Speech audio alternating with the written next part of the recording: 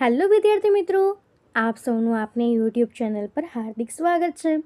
તો આજે હું તમારા માટે લઈને આવી ગઈ છું ધોરણ 9 વિષય ઇંગ્લિશ યુનિટ 2 ડેન્ટલ હેલ્થના લેંગ્વેજ પ્રેક્ટિસની સંપૂર્ણ સમજૂતી, તે પણ આપણી નવી બુક આધાર.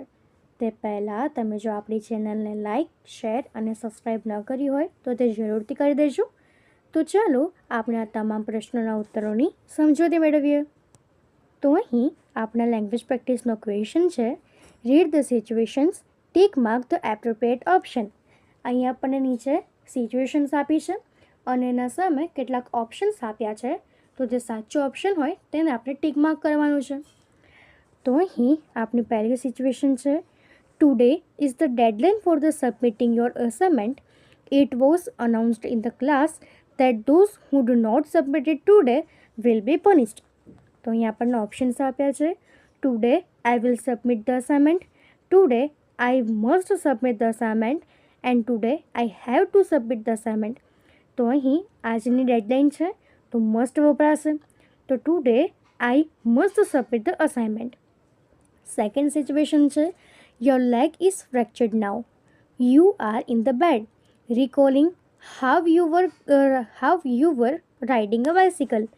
તો અહીં વર વપરાયું છે તો આપણે લખીશું I could ride a bicycle.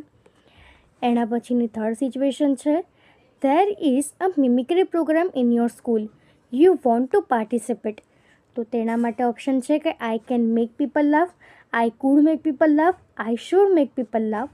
તો આપણો ઓપ્શન થશે I can make people laugh.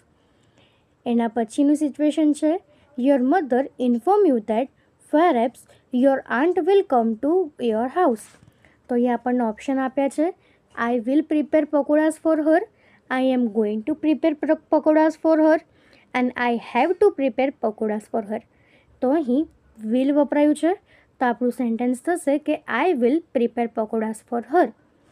એના પછી છે, every day you get up 6:30 AM but tomorrow you have to go to Vadodara to attend a meeting at 6 AM. તો આપણા option છે, I have to get up early tomorrow, I will get up early tomorrow and I must get up early tomorrow. તો આપણું sentence થશે કે I have to get up early tomorrow.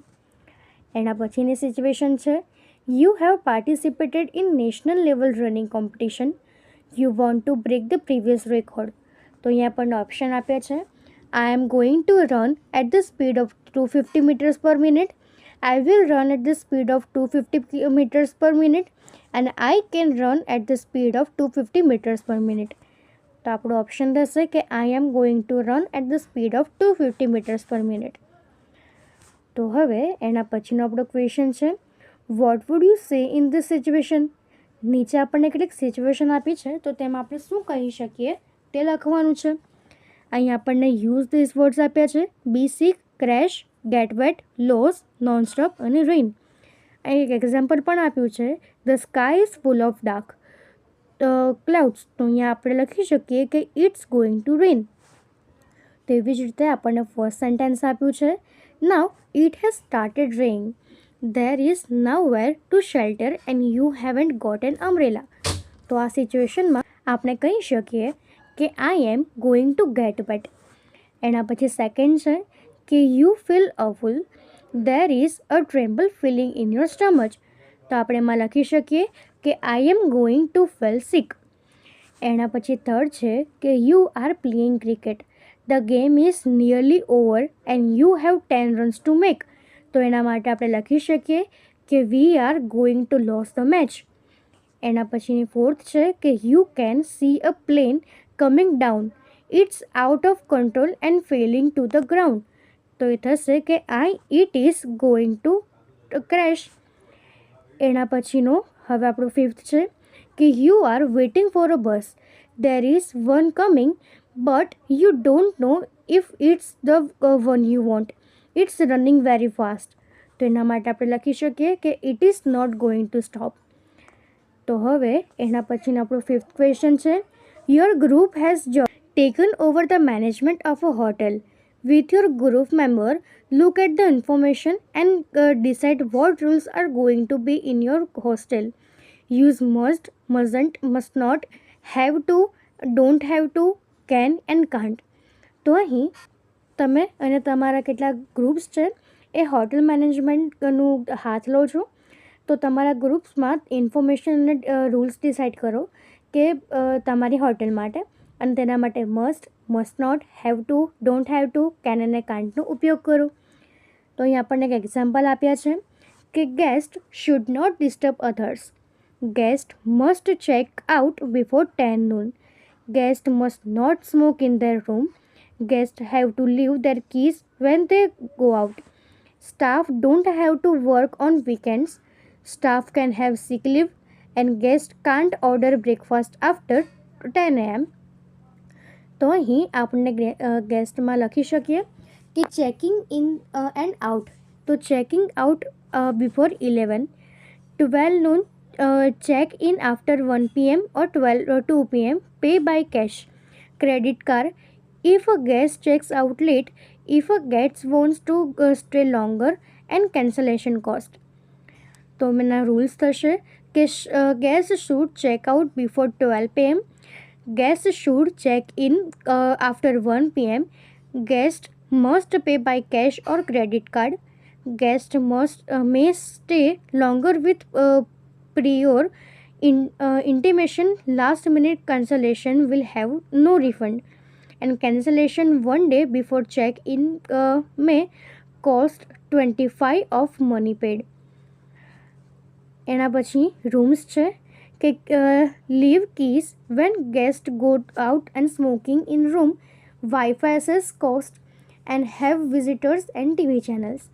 તો આપણે લખી શકીએ કે રૂલ્સમાં કે guest will have to leave the keys at the reception when they leave the hotel. Guest must not smoke in the rooms. There is a separate smoking zone in the hotel. Guest can use Wi-Fi free of cost. Guest may have visitors in their room. એના પછી meals. તો breakfast starts, finish time, breakfast included, not included, book a table for a lunch, dinner, smoking in the restaurant. So breakfast must be ordered between 7 a.m. to 9 a.m. Guest can have breakfast in the room or in the restaurant. Guest can book a table for a lunch or a dinner. Guest must not smoke in the restaurant. Lunch timing are from 12 p.m. to 3 p.m. Dinner timing are from 7:30 p.m. to 10:30 p.m. તો આપણે આ પ્રમાણે rules લખી શકીએ છીએ. એના પછીના જો આપણે અધર રૂલ્સ લખવા હોય તો સ્ટાફ માટે લખી શકીએ કે working cars, work weekends, how often, work evenings અને હોલિડે લીવ્સ. તો રૂલ્સમાં આપણે લખી શકીએ કે day shift in shall report on duty at 8 a.m. Night shift staff shall report on duty at 8 p.m. તો આપણે આ પ્રમાણે લખવાના છે. ઇફ સ્ટાફ ઇઝ સિક, તો staff must not take leave on weekends. Staff must submit an application for leave. Staff shall get 1 day off in a weekend. In case of sickness, staff must submit a medical certificate along with the leave application PM. Clothes, wear a uniform. Clothing for a receptionist or bellboys. Clothing for kitchen staff. So staff must wear the prescribed uniform every day. Staff must carry their iCards with them every day.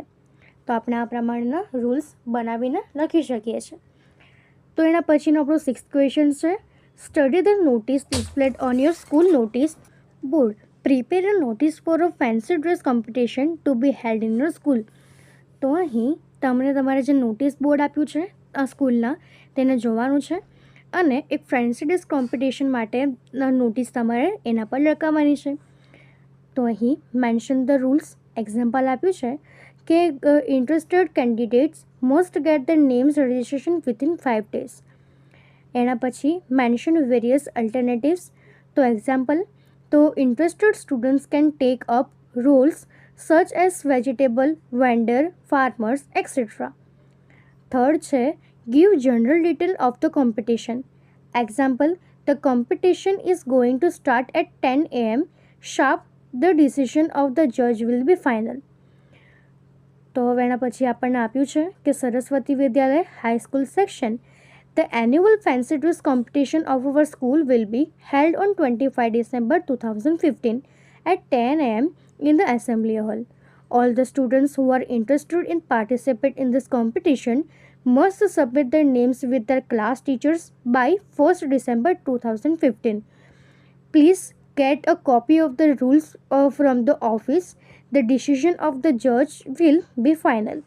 તો આપણે આ પ્રમાણેની notice તમારા notice board પર લગાવી શકો છો.